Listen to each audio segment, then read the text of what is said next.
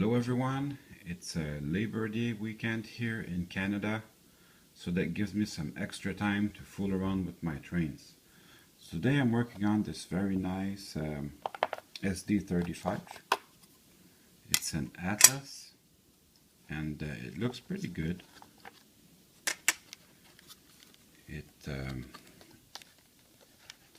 It has actually pretty dirty wheels, so definitely needs to be cleaned.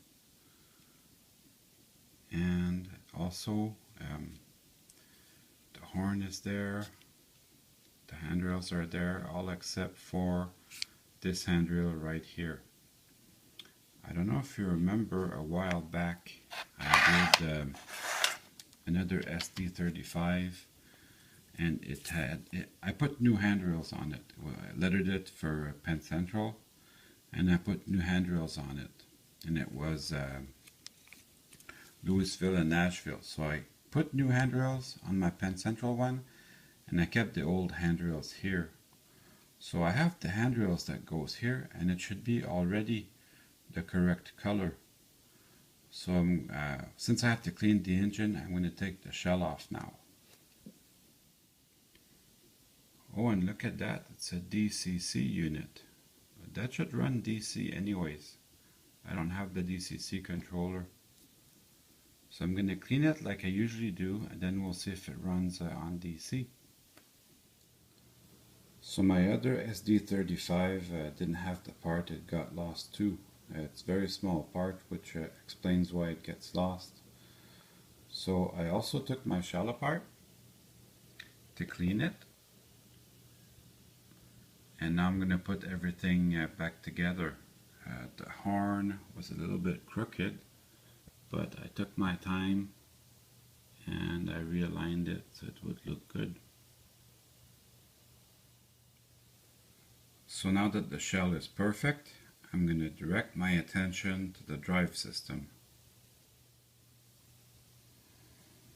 So this the DCC chip, I checked it out. It's not going to be going to run on DC, but fortunately I have another one from another engine that I can use, so it won't be so dramatic. It won't be the end of the world. Yeah, keep a clean workspace when you do this. Otherwise, you'll be looking for small parts on the floor. That's not always a lot of fun. I'm just going to pop the screws out and the light shield.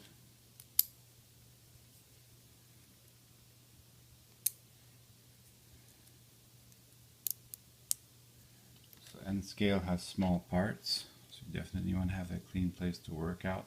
Somebody bend these out. They don't have to have so much tension to make the locomotive work. So I'm going to bend these back a little bit.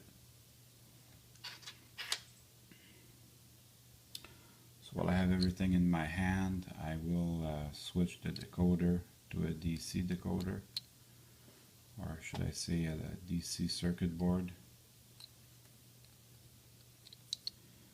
And then we'll just do a little bit of inspection here. It might not even need any lubrication. It looks to be in very good shape. And it looks to be very clean. So it might not even need any lubrication at all.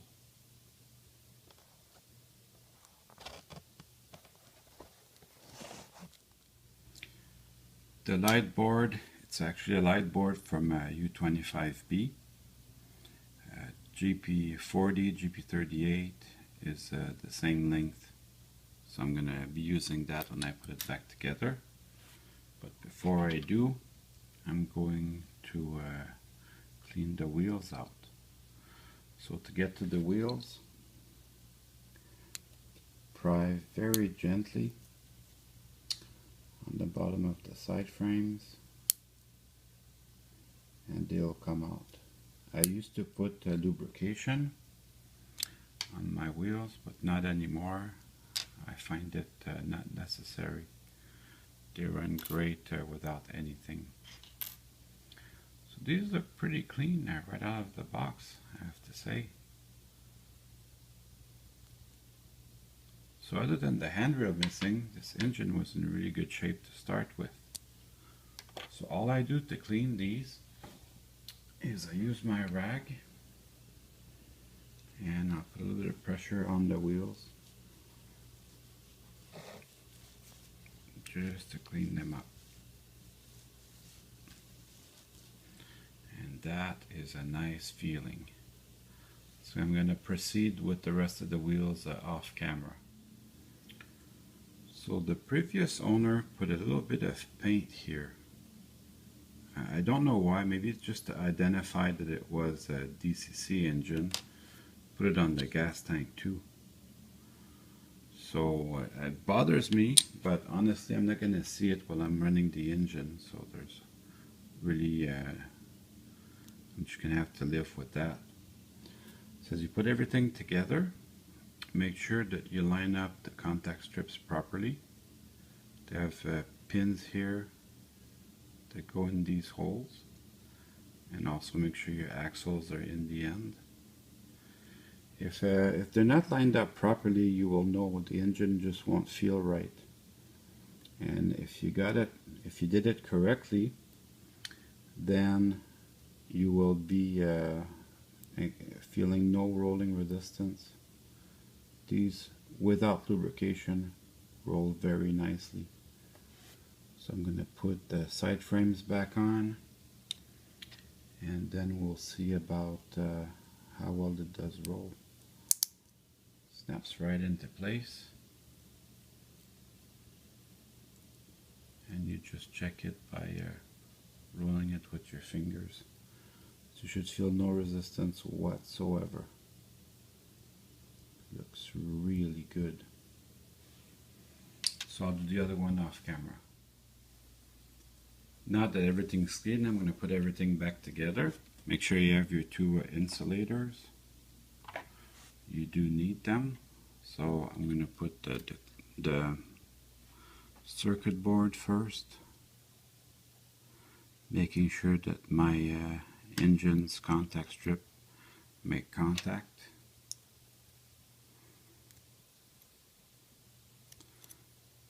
Before I put the other half on. Yeah, that looks pretty good.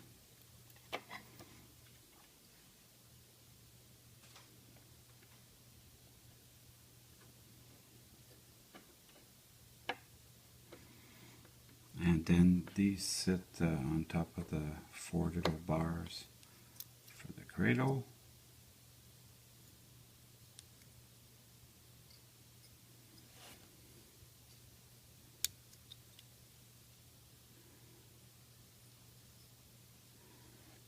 I'm going to put also the 2 little screws before I put the trucks, and I don't tighten them. I just put them in, I just start them and let them be a little bit loose. That just saves time down the road.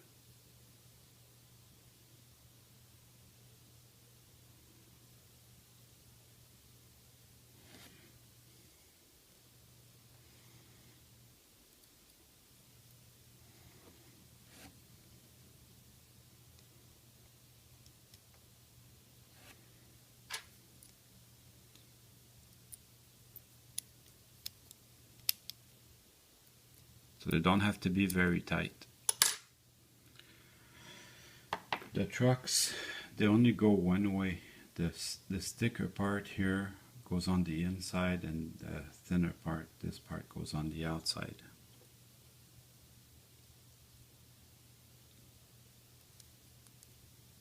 Now this one possibly I tightened it just a little bit too much. Easy fix. Goes right in.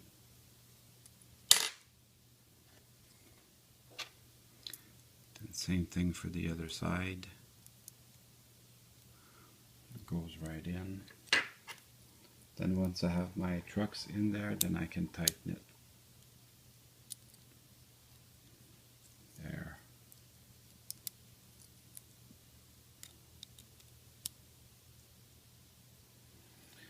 The gas tank is going to hold these two contact strips where they should be. Keep them from falling out. So make sure you line everything properly before you put it on.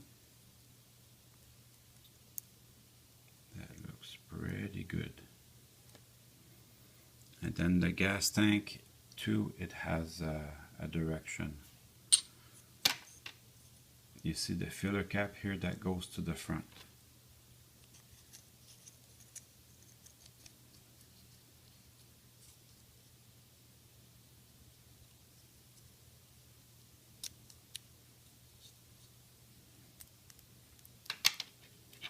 So I am going to test it before I put the shell back on, just to make sure I'm happy with the result. So let's check it out.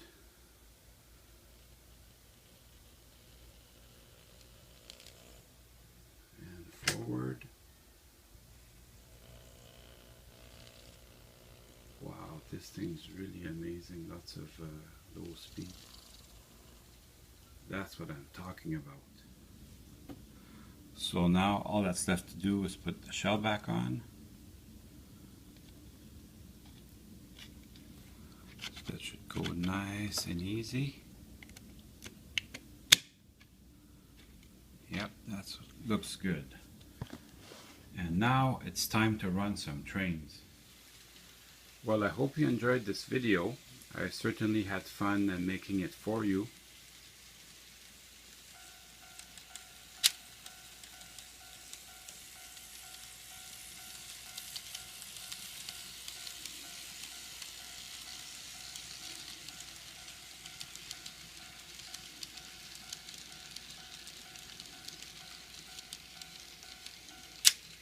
See you soon.